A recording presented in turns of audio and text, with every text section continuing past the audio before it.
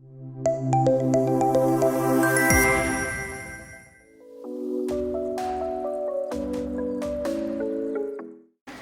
part of the academics and government vertical at LinkedIn. I manage the southern region.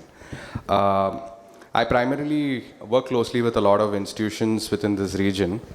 And in my conversations with a lot of institutions, I've seen that this is a topic that is close to everybody's heart. Right? I think everybody is talking about this particular issue, right? Talking about bridging the industry academia gap, employment gap, right? I think, so what I want to kind of quickly touch upon is some key interesting data points that we've observed and some areas where potentially institutes can work on maybe to kind of help bridge that gap that exists currently.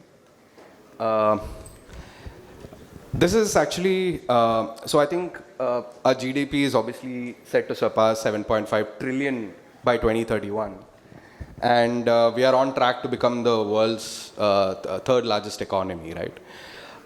And with it, I think comes a lot of responsibility, and the responsibility lies on the shoulders of educators, such as all of you all, right? All of you all are responsible to build the talent that is going to drive this economy, right?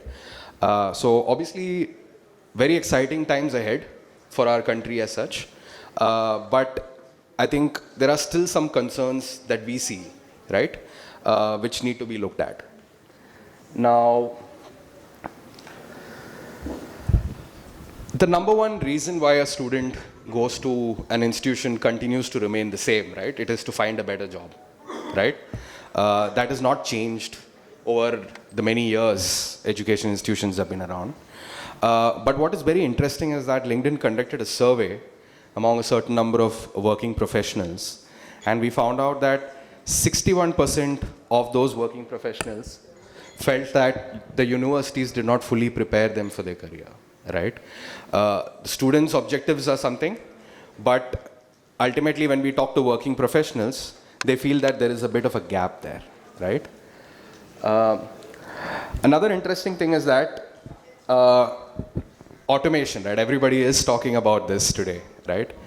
We are set to lose 85 million jobs by 2025, right? And 97 million jobs new jobs are going to be created by 2025, which means a lot of institutions are preparing students for jobs that are not going to exist in the near future, right? I personally don't think it's a matter of worry in the sense that I think there is a lot of positives that will come out of it, right? A very good example that I like to generally talk about is when electricity first came about, right? A lot of people who sold lamps ran out of jobs. But that didn't mean that, people kept using lamps and kept sticking to lamps. Everybody moved to electricity, right? So times are changing. People have to keep up with it. And if you're not, I think that will obviously have an impact on your the outcome of your students, right? Another interesting thing that we are seeing is that there is roughly a 30% shift in the total skill sets that have changed since 2015, right? And by 2025, that is going to change to roughly about 48%, right? I'm just going to quickly explain what this means and how this could actually impact your institute, right?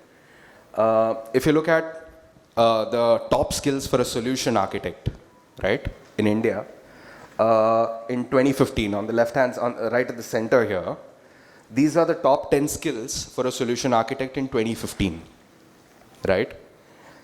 But if you look at the right hand side, in 2022, there are roughly seven odd new skills that have replaced the top 10 skills from 2015, right? And overall, there has been a change of around 42.8% in a span of, I think, 7 years, right? So every few years, we are seeing roughly a 30% shift in the skills for any role. So just to give you another example here, for a HR professional, right? Again, if you look at the top skills in 2015 versus the top skills in 2022, there is roughly an average of 33.9% change, right? That's how quickly the markets are evolving. That's how quickly organizations are changing the roles, right? I know post-pandemic, a lot of organizations have restructured themselves. Job descriptions have changed. In fact, I know a lot of institutions that are restructuring their organizations, changing job descriptions, etc. Roles are being, there are certain elements to certain roles which are coming in which were not there earlier, right? So it is actually a very interesting time as far as the job market is concerned. This is, I thought, very telling, right? I think this is again, the source is Deloitte here.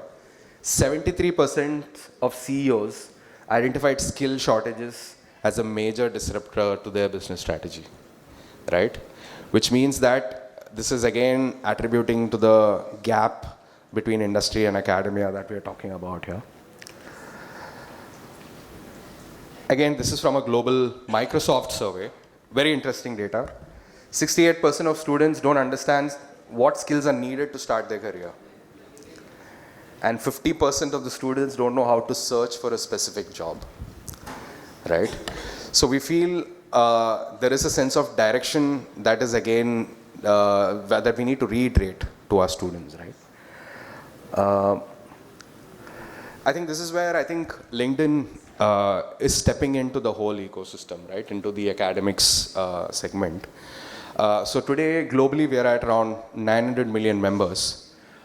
In India, we very recently crossed around the 100 million mark, which is obviously a great landmark for us. And India, what we've seen in India is that students are the fastest growing population on LinkedIn, right?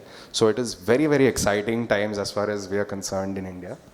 There are roughly around, I think, 52 million job seekers that come onto the platform on a weekly basis on LinkedIn.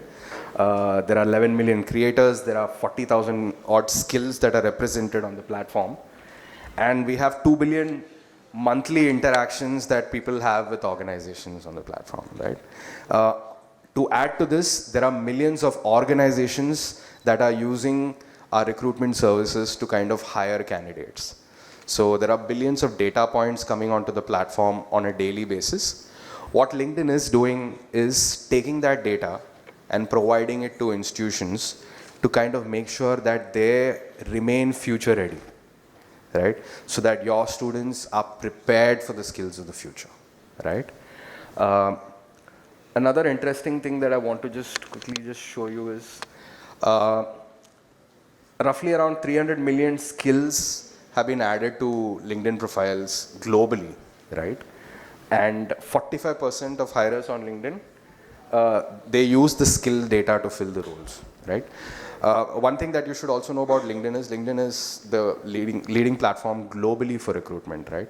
So we don't have data just on India, we have data on all the countries across the globe.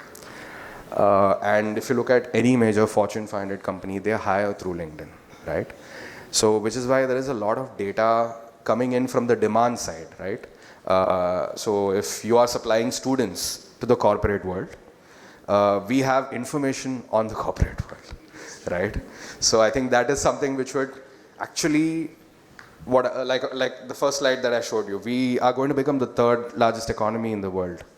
So this information is there for institutions to kind of use and kind of make sure the students are helping our nation achieve that goal, right? So we're collaborating with institutes, government agencies in multiple ways. What we are trying to do is, of course, helping them make data-led decisions, primarily keeping their institution future-ready, right? Another is, of course, boosting student employability with market-ready skills.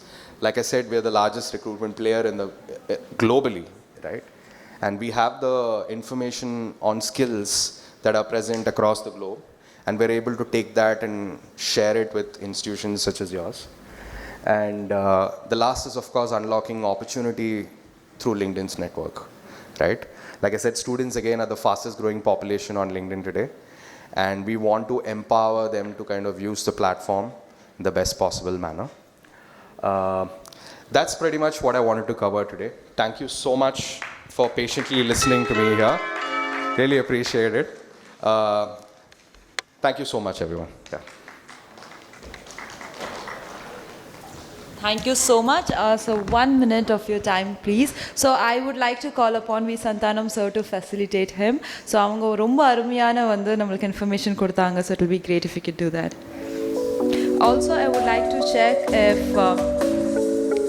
Dr. Raj Mrityunjay Appa is here. So we would like to facilitate him as well. So he's in the audience.